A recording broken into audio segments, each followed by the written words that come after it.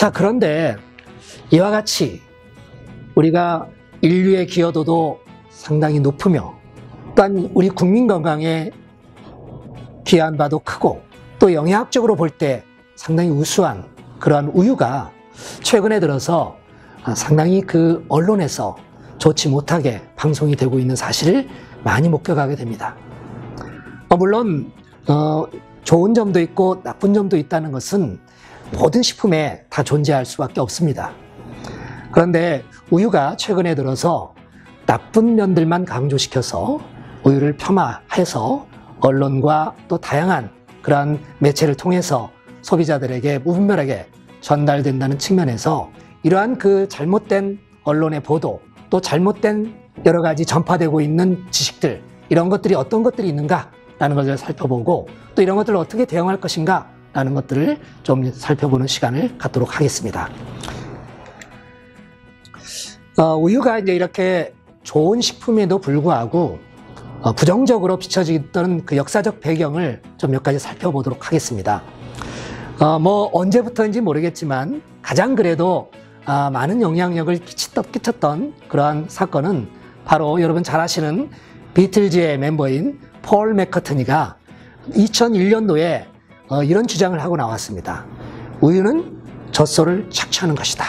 폴 맥카트니의 유명세에 의해서 이러한 그 말 한마디가 상당한 많은 파장을 일으켰죠. 그 이후로 미국의 소아과 의사인 프랭크 오스키라는 사람은 오래 살고 싶으면 우유는 절대 마시지 마라 라는 책을 써서 출판을 하게 되었습니다. 상당히 의사이고 또 상당히 영향력 있는 그런 사람이었기 때문에 이 책은 많은 사람들에게 읽혀졌고 이 책으로 말미암아 언론들은 그 책을 인용을 해서 우유에 대한 그러한 여러 가지 잘못된 정보들 또 우유에 대한 부정적인 측면들을 보도하게 되었고 그것들이 이제 인터넷을 타고 일파만파 퍼지게 되었습니다. 그래서 2008년도에는 미국에서 제작된 독립영화 우유에 대한 불편한 진실이 나오게 되었고 이것은 급기야에는 책임 있는 의료를 위한 의사회에서 미 위원회에 보고까지 하면서 탄원서를 제출하는 그런 사건까지 벌어지게 되었습니다.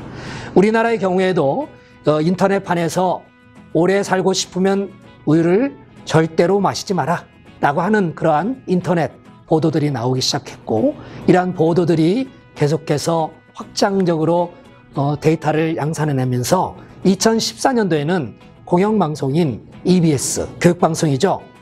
특히 우리 청소년들이 많이 보는 교육방송인 EBS가 1월 17일 스페셜 다큐 프로그램에서 우유, 소젖을 먹는 것을 대하여라는 방송을 하게 되었습니다. 저는 이 방송을 보고 너무 충격을 많이 받았습니다.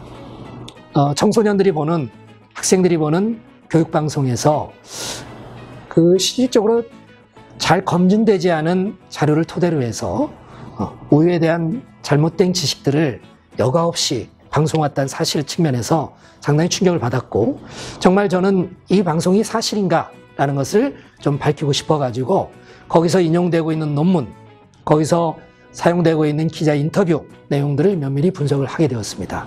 그랬을 때 물론 일부는 맞는 얘기가 있었지만 대부분의 내용들이 너무 부정적인 측면을 강조해서 보도했다는 것을 알게 되었고 그것에 대해서 하나씩 반박을 하게 되었습니다. 그래서 오늘 여러분들에게 간단하게 그 내용을 소개해 드릴까 합니다.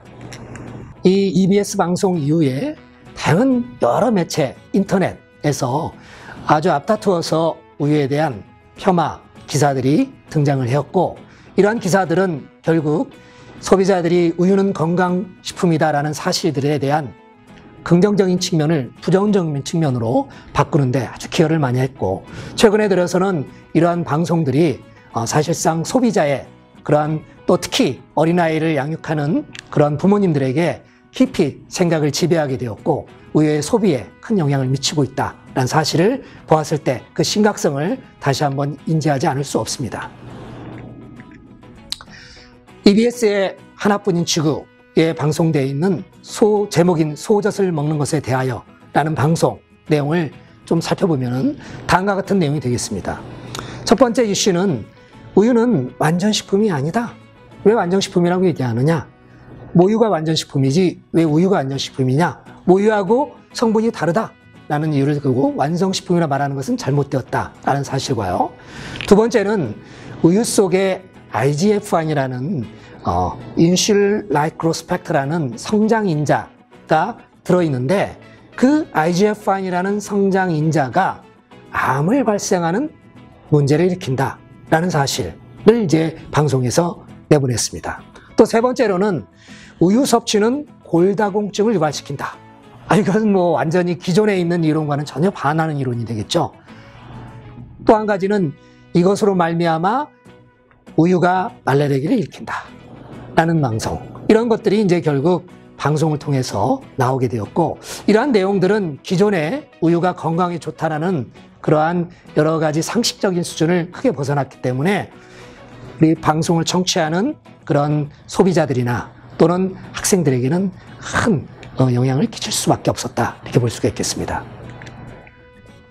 이러한 방송을 본 많은 그 시청자들은 다음과 같은 댓글을 통해 가지고 이 방송에 대한 여파가 얼마나 파장이 크다는 것을 우리가 알 수가 있었습니다. 그래서 방송에서 우유 섭취에 대한 지적이 제기되면서 소비자들이 잘못된 정보를 받아들이고 우유에 대한 부정적인 시각을 갖기 시작하게 됐다는 것이 이 방송의 상당히 큰 파급 효과이면서도 이 방송에 대한 어떠한 문제점이 있는가를 바로잡아야겠다는 어떤 근거가 되었다고 볼 수 있겠습니다. 방송의 내용을 살펴보면은 첫 번째, 칼슘이 뼈에 튼튼하게 해준다는 말은 신화일 뿐이다. 특히 청소년기에 우유 섭취가 오히려 고관절, 골절 위험을 높인다라는 내용을 제가 살펴봤더니 거기서 사용되고 있는 논문들을 볼 때 정말 그 논문의 전체적인 내용을 이해를 하고 방송에 사용된 것이 아니라 일부 편취를 해서 필요한 단락만 따서 방송에 내보냈고, 전체적인 내용의 맥락을 본다면은 적당한 양의 우유를 마시면 오히려 뼈 건강, 골절의 위험에 도움이 된다라는 결론을 내리는데도 그 결론 부분은 제외를 시키고 내용 중에 있는 일부 내용을 편취를 해서 방송을 내보내서 오히려 고관절, 골절 위험성이 높다라는 것들을 보도한 내용에 대해서 상당히 문제가 있다라는 걸 알 수가 있었습니다. 두 번째로 우유 속에 IGF-1이 암을 유발한다라는 그런 매지 닥터의 인터뷰 내용을 보고 또 논문을 또 근거로 했을 때 정말 이건 잘못됐다라고 생각을 했습니다. 왜 그러냐면은 우유 속에 들어있는 IGF-1은 암을 유발시킬 수 있는 그렇게 많은 양이 아닙니다. 피코그램 단위, 그 아주 적은 양의 피코그램의 작은 양이 들어있는 그 IGF-1이 이 아미노산으로 구성되어 있는 펩타이드계열 호르몬인데, 이것은 소화가는 사람이 마시게 되면 소화하는 과정 속에서 대부분 아미노산 단위로 다 분해가 되죠. 그렇기 때문에 그 양도 작을 뿐더러 그 기능도 이미 없는 상황에서 흡수가 되기 때문에 사실상 우리 몸에서 암세포를 성장시킨다, 그건 거의 불가능한 얘기입니다. 실질적으로 엄청나게 많은 양의 IGF-1을 먹지 않는 이상은 그런 일 절대 벌일 수가 없는 거죠. 그런데 단순히 들어갔다는 이유로 암을 유발시킨다, 이건 절대 잘못된 그런 논리다, 이렇게 볼 수가 있겠습니다. 거기서 인용된 논문도 일부 IGF-1이 암세포를 실험 데이터지 실질적으로 우유를 마시게 해서 암을 유발시켰다는 논문은 절대 아닌 거죠. 그러나 그러한 간접적인 증거가 되는 논문을 토대로 해서 암을 유발시킨다라는 논리를 만든 것은 절대 잘못된 논리다, 이렇게 볼 수 있겠습니다. 또 아울러서 공장식 축산을 한다라는 것을 또 대두를 시켜서 시설을 화면에 비춰주고 하면서 이렇게 안 좋은 환경에서 우유가 만들어졌기 때문에 우유를 마시면 안 된다라는 그런 소비자들이 인식을 갖게 하는 보도, 잘못된 보도라고 생각됩니다. 특히 여기서 촬영된 그 목장은 우리 국내의 목장이 아닙니다. 외국의 대규모, 엄청나게 큰 대규모 목장, 그리고 시설이 안 좋은 목장을 일부 편취해서 촬영한 것을 마치 우리나라 목장이 그런 것인 것처럼 보도를 해서 소비자들이 우리 국산 우유를 먹는 것을 꺼려하게 되는 그런 보도했다는 것, 정말 잘못된 보도라고 생각됩니다. 또 마지막 그 인터뷰 내용인데요. 저는 이 인터뷰를 보고 너무 정말 가슴이 아팠고 또 상당히 심한 충격을 받았습니다. 그 인터뷰는 한 아버지가 나와서 인터뷰하신 건데요. 자기 자녀가, 초등학생 자녀가 학교에서 급식을 잘못 먹고 뇌사 상태에 빠진 그런 자녀를 둔 아버지입니다. 어떤 음식을 먹었느냐면은 카레를 먹었는데 그 카레 안에 우유가 들어있었고 그것으로 말미암아 뇌사 상태에 빠진 상황이 된 거죠. 이런 것은 결국 우유에 알레르기 반응이 있는 그런 어린아이인데, 우리가 일반적으로 음식물에는요, 모든 식품에는, 음식물에는 알러지가 있습니다. 비단 우유만 있는 건 아닙니다. 사람에 따라서 이 알러지 반응이 있을 수도 있고 없을 수도 있는 음식들이 너무도 많습니다. 그러나 그 아이에게는 이 우유가 알러지 반응을 일으키는 그런 식품이었던 거죠. 우리가 우유가 잘못됐다라고 얘기하기에는 너무 심한 표현이 아닐까요? 이런 것들이 감정적인 어떤 측면에서 이러한 한 산업과 또는 건강에 좋은 그런 식품을 폄하해서 얘기한다는 사실은 잘못된 언론의 보도 형태다. 저는 그렇게 생각을 하고 있습니다. 이와 같은 그런 우유에 대한 그런 문제들, 제기한 그런 방송의 내용들, 뭐 지방, 또 호르몬, 암, 골다공증, 아동 성장, 알레르기 반응, 이런 여러 가지 문제를 방송에서 다루고 있습니다. 하지만 그 문제의 내용을 면밀히 살펴보면은 사실상 부정적인 측면만 강조하고, 우리가 표의 오른쪽 측면에서 봤을 때, 유지방의 측면에서 봤을 때 심혈관 관계의 건강을 향상시킨다는 그런 연구 보고도 있습니다. 또한 성장 호르몬은 오히려 암 발병에 영향이 없다라는 연구 보고가 너무도 많이 있습니다. 또한 암과 관련했을 때 암 유발보다는 오히려 우유가 암 발병을 낮춘다는 여러 가지 연구 결과 보고도 있습니다. 골다공증 문제도 긍정적인 보도 내용이 훨씬 더 많이 있습니다. 또 아동의 성장 발달에 기여한다는 논문, 또 연구 결과, 또 여러 가지 자료도 많이 있습니다. 그다음에 알러지 반응에 있어서도 우유가 실질적으로 알러지 반응을 오히려 산모가 임신 초기에 우유를 섭취할 경우 자녀의 알러지 반응에 낮춰준다라는 것들을 또한 우리가 여러 연구 보고를 통해서 알 수가 있습니다. 그래서 이와 같이 우유가 부정적인 측면도 있을 수는 있겠지만 긍정적인 측면이 훨씬 더 많다는 사실은 제가 학자로서도 자신 있게 말씀드릴 수가 있습니다.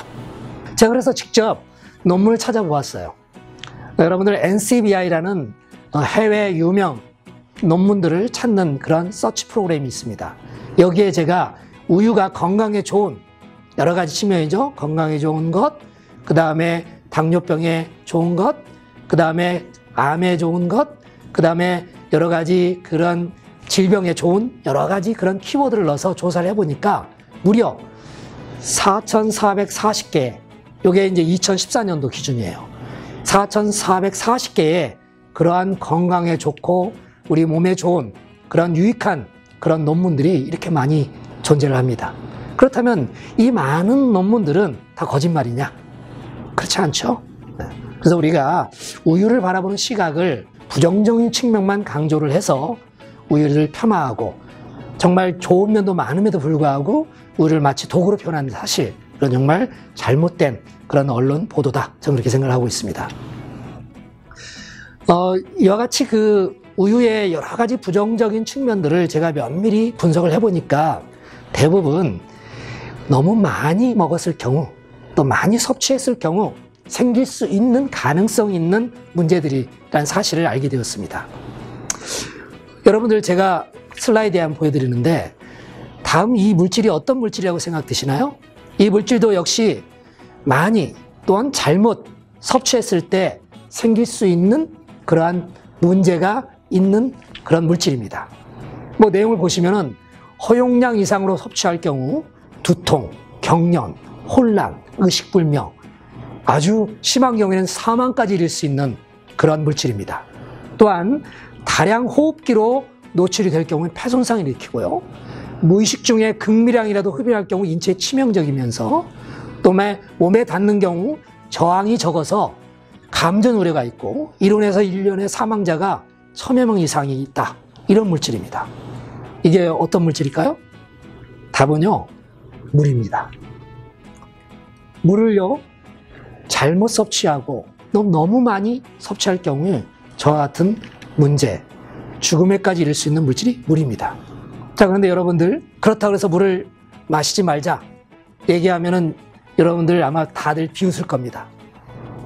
물도요, 이와 같이 많이 마시거나 또는 잘못 마시거나 아니면은 여러 가지 용도에 맞지 않을 경우 물도 우리 인간에게 해가 될 수가 있습니다. 우유도 역시 똑같습니다. 우유도 물론 많이 마시거나 또 잘못 이용할 경우에는 인체에 해가 될 수가 있습니다.